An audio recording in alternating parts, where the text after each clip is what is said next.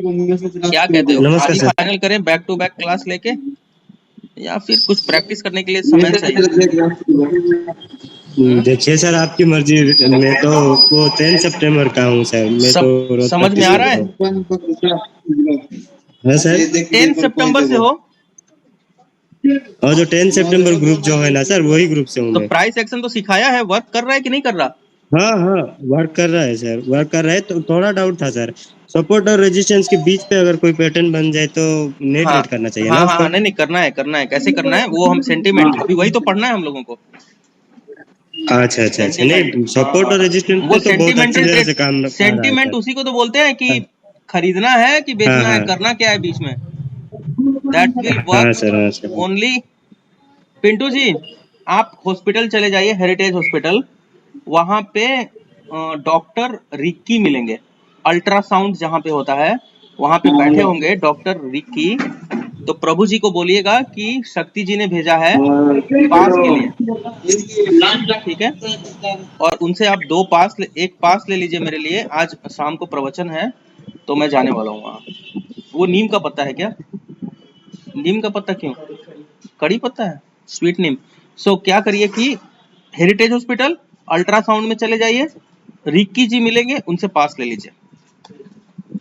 Thank you.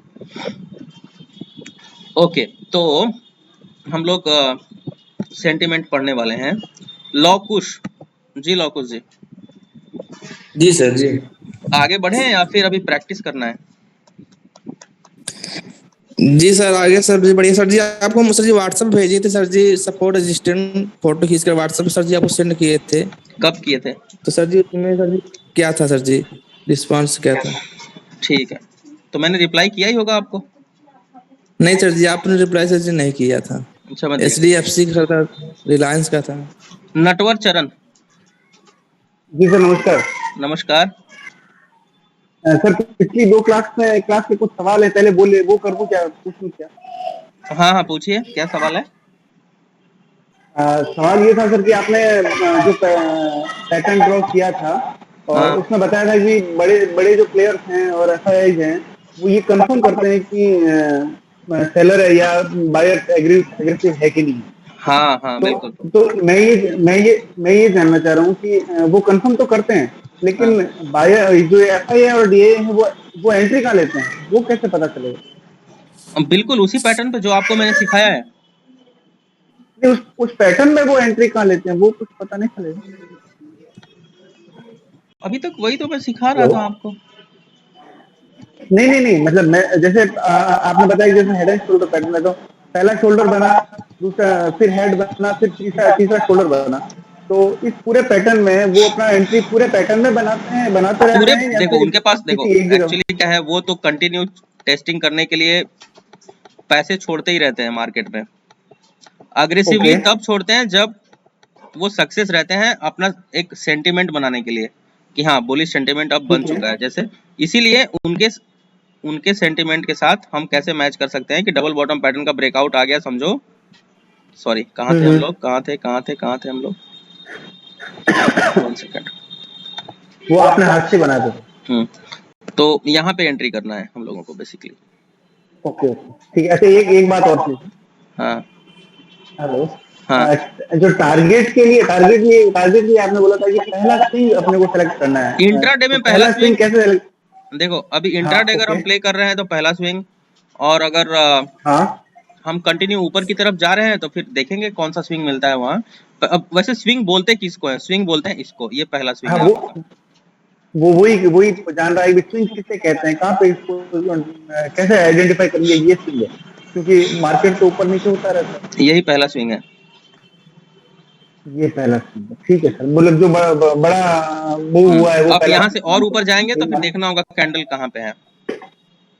ठीक है sir. मेरा निवेदन ये था कि आज दो क्लास हो गई है, वैसे आपने शेड्यूल शाम का बताया था, उसके हिसाब से प्लान किया हुआ है, तो वो नहीं, आज उधर शाम को नहीं हो पाएगा क्लास, बाकी क्लास। इसीलिए मैंने बैक टू बैक क्लासेस लिए हैं, क्योंकि मुझे थोड़ा सा, अच्छा मैं थोड़ा अच्छा। अध्यात्म की तरफ ज्यादा जा रहा हूँ, और थोड़ा सा बहुत वहाँ भी बहुत अच्छी समय बात देना है है। सर।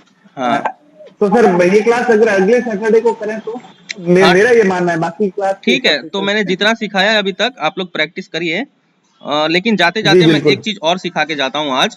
फिर अगले सैटरडे को फिर ऐसे ही जी बैक टू बैक क्लास में फाइनल कर देंगे, ठीक है। लेकिन जाते जाते मैं ओके एक चीज और सिखाना चाहता हूँ, वो क्या है वो देख लेते हैं हम लोग ऑप्शंस के लिए, खास करके ताकि आप उतने दिन प्रैक्टिस कर सकें। तो वो है पीसीआर का नियम। सबसे पहले तो पीसीआर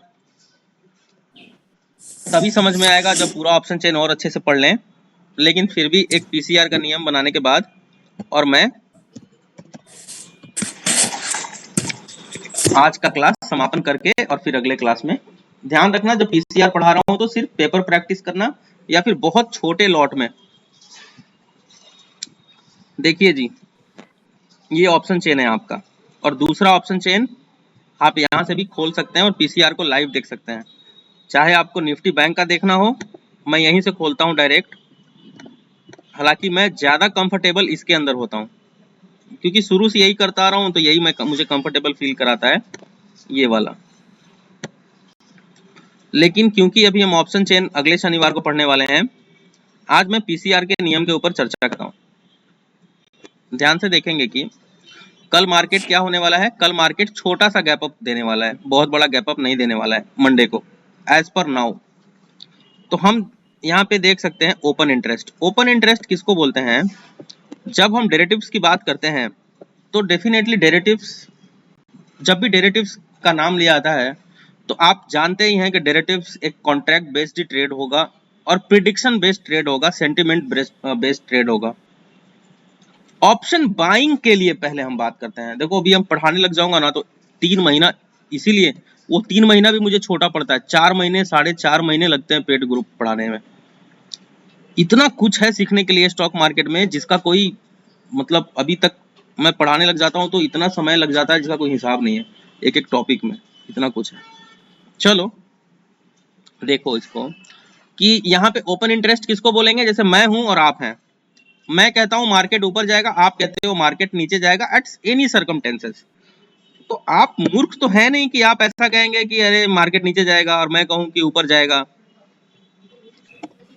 तो वहां पे कंटिन्यू बना रहता है, वॉल्यूम क्यों बना रहता है कि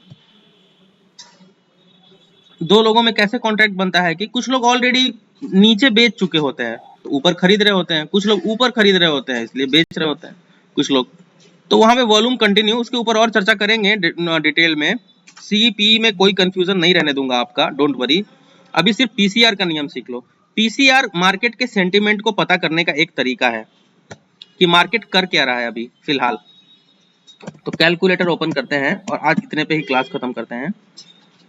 कैलकुलेटर ओपन किया है, 4 नियम बताता हूँ, 5 नियम, इसको ध्यान से समझिएगा और आप पेपर प्रैक्टिस करिएगा। 90% तो नहीं बोल सकता, 85% ऑफ द टाइम आपको प्रॉफिट होने वाला है। ऑप्शंस में हो सकता है, होने वाला है नहीं बोलना चाहिए, आपको हो सकता है प्रॉफिट, ठीक है। कंफर्म कुछ नहीं बोला जा सकता है, नहीं पता चलेगा कोई मेरा रिकॉर्डिंग उठाएगा, अरे सर आपने तो बोला था प्रॉफिट होगा, मुझे क्यों नहीं हुआ, फिर वो कौन उस चक्कर में पड़ेगा। तो यहां देख सकते हैं कि इतने, देखिए ऑप्शन चेन जब हम एनालाइज करते हैं तो हम बिल्कुल भी बायर की नजर से एनालाइज नहीं करते हैं, सेलर की नजर से एनालाइज करते हैं, क्योंकि ऑप्शंस बना ही है बेसिकली सेलर्स को ज्यादा प्रॉफिट देने के लिए, multiple times, majority of time profit देने के लिए। लेकिन हम इनके हिसाब से ऑप्शन बाइंग करके भी कंसिस्टेंट बन सकते हैं।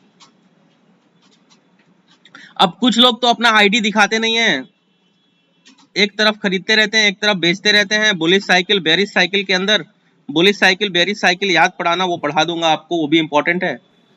और किसी का भी पोर्टफोलियो एक निकाल के दिखा देते हैं आपको, या फिर बड़े बड़े प्रॉफिट लॉस वो कर सकते हैं, मैं भी कर सकता हूँ। 50-50 लाख रुपए के प्रॉफिट लॉस एक अकाउंट में खरीद दूंगा, एक अकाउंट में बेच दूंगा, एक देख लो क्या करना है, दिखाना ही तो है। तो उस चक्कर में मत पड़ो, बहुत कुछ चीजें मैनिपुलेशन भी होती हैं यूट्यूब के ऊपर, खाली यूट्यूब के ऊपर मत जाओ, बहुत मैनिपुलेटिंग होती है वहां। Right now what we are learning is कि हम देख सकते हैं कि ये पुट साइड का हमारा 10,76,308 पुट्स बेचे गए। 10,76,308 टोटल पुट साइड कॉन्ट्रैक्ट बने।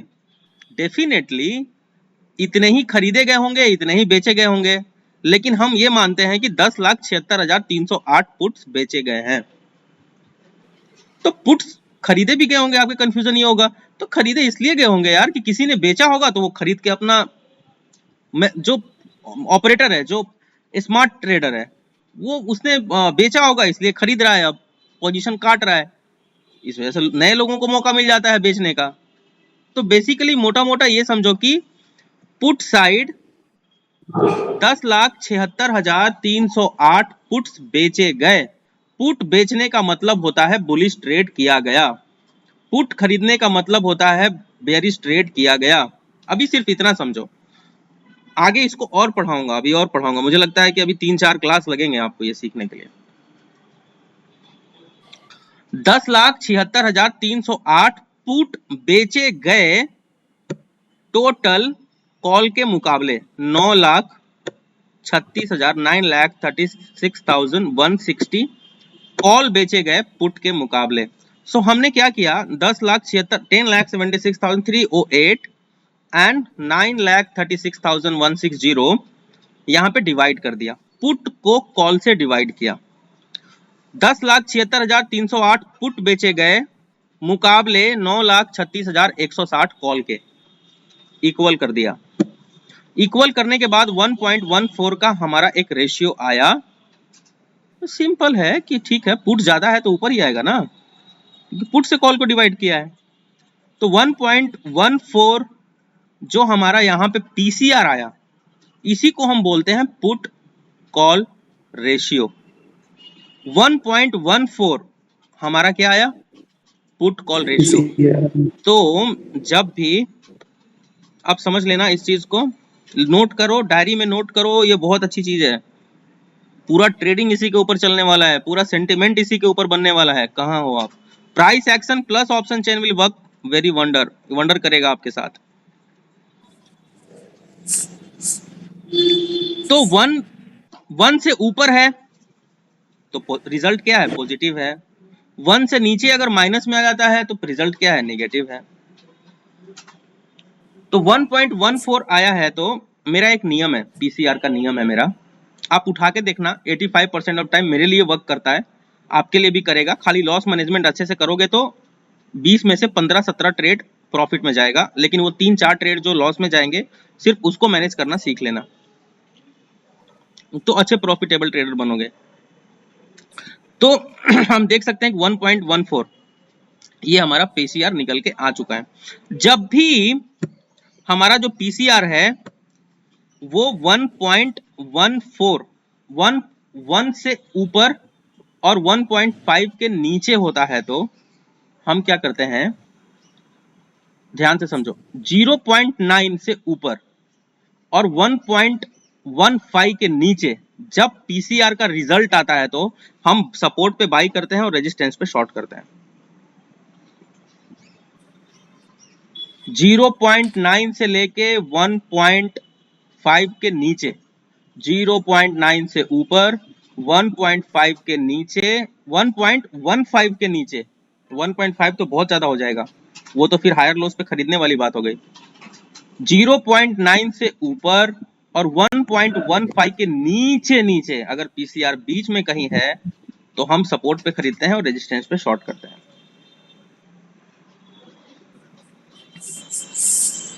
अगर पीसीआर 1.2 के ऊपर है तो हम हायर लोज पे बाई करते हैं, यहां हम बाई करेंगे। और ध्यान से समझना, उसको अगर गड़बड़ी करोगे तो फिर बहुत हायर लोज पे हम बाई करते हैं जब एक्सट्रीमली बुलिश पीसीआर होता है। एक्सट्रीमली बुलिश पीसीआर हम बोलते हैं उस पीसीआर को जो 1.2 के ऊपर हो, 1.25 हो, 1.3 हो, 1.35 हो, 1.4 हो, तो हायर लोज पे हम खरीदते हैं। उसी प्रकार से 0.9 से नीचे अगर पीसीआर है, यानी कि 0.8 है, 0.7 है, 0.6 है, 0.5 है, तो लोअर हाइज पे शॉर्ट करते हैं पैटर्न के साथ।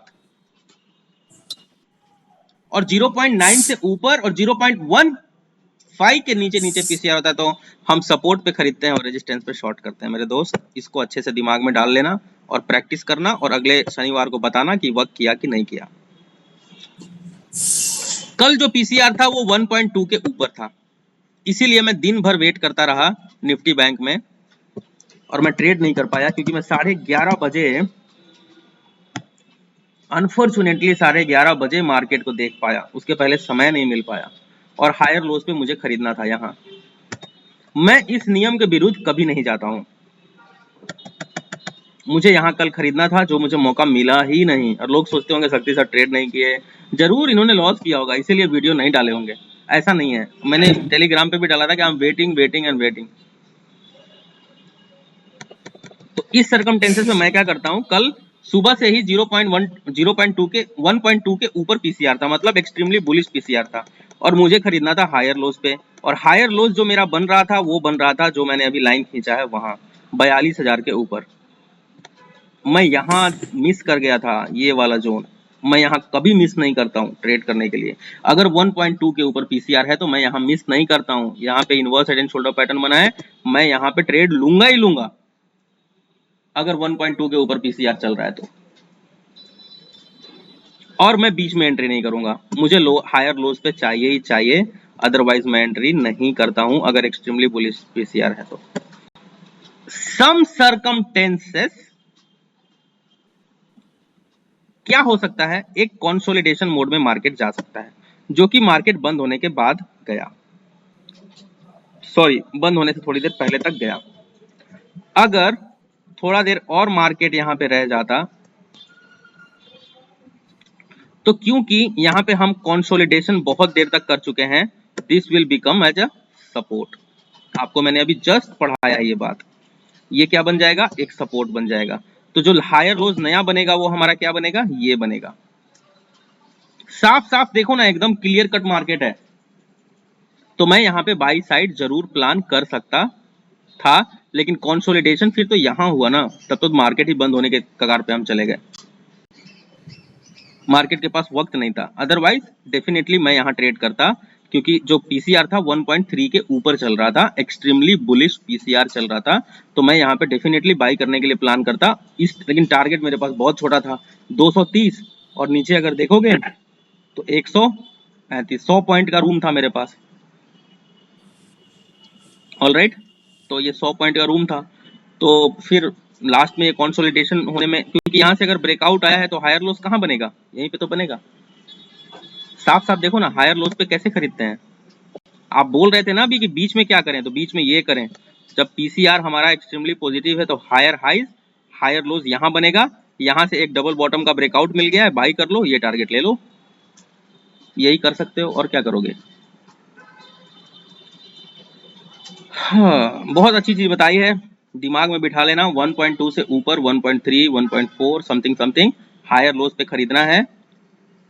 तो हायर लोज क्या बनेगा, जो हायर लोज बनेगा higher highs and this will become as a higher lows. So higher lows पे हम बाइंग करते हैं एक्सट्रीम बुलिश पीसीआर पे। सब सर्कमटेंसेस अगर मान लो यहाँ पे ना बना होता इतना कंसोलिडेशन, तो फिर हायर लोज हम यहाँ वेट, सबसे पहले मैं एक्चुअली सबसे पहले यहाँ वेट कर रहा था, और बाद में जब यहाँ वेट करने का समय आया तो मार्केट क्या किया, क्लोजिंग की तरफ चला गया।